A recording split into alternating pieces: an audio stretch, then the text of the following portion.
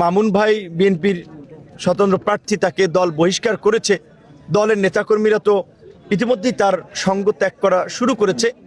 সে যদি প্রত্যাহার না করে সেটাকেও আমরা ওয়েলকাম জানাবো, কারণ আমরা চ্যালেঞ্জ মোকাবেলা করেই সামনে এগিয়ে যেতে চাই। নির্বাচন তো একটা প্রতিযোগিতা, এখানে তো বিনা প্রতিদ্বন্দ্বিতায় বা ফাঁকা মাঠে গোল দিব আমরা এই চিন্তা করি না।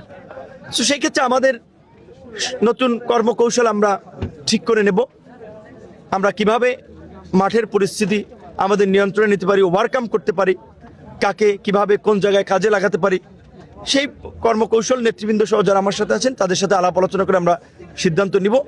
আর গণভোটের বিষয়টি এখন যেহেতু আনুষ্ঠানিক প্রচারণা শুরু হয় নাই, রাজনৈতিক দলগুলোই কিন্তু তার মার্কার প্রচারণা করতে পারছে না, ভোটের ক্যাম্পেইন করতে পারছে না।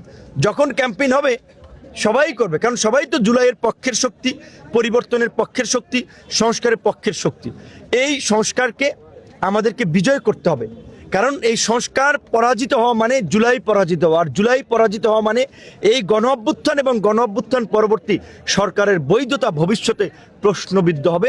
এগুলো নিয়ে কোর্ট কাচারি হবে, তখন অনেকের জীবন কিন্তু নতুন করে শঙ্কায় পড়বে, সংকটে পড়বে। কাজী সকলে নিজের সেফটি, সিকিউরিটি, ভবিষ্যৎ রাজনৈতিক সুরক্ষার জন্য হলেও কিন্তু এই জুলাইয়ের সনদকে গণভোটের মাধ্যমে হাতে জয়যুক্ত করে নতুন বাংলাদেশ বিনির্মাণের পথে এগিয়ে যাবে। ধন্যবাদ।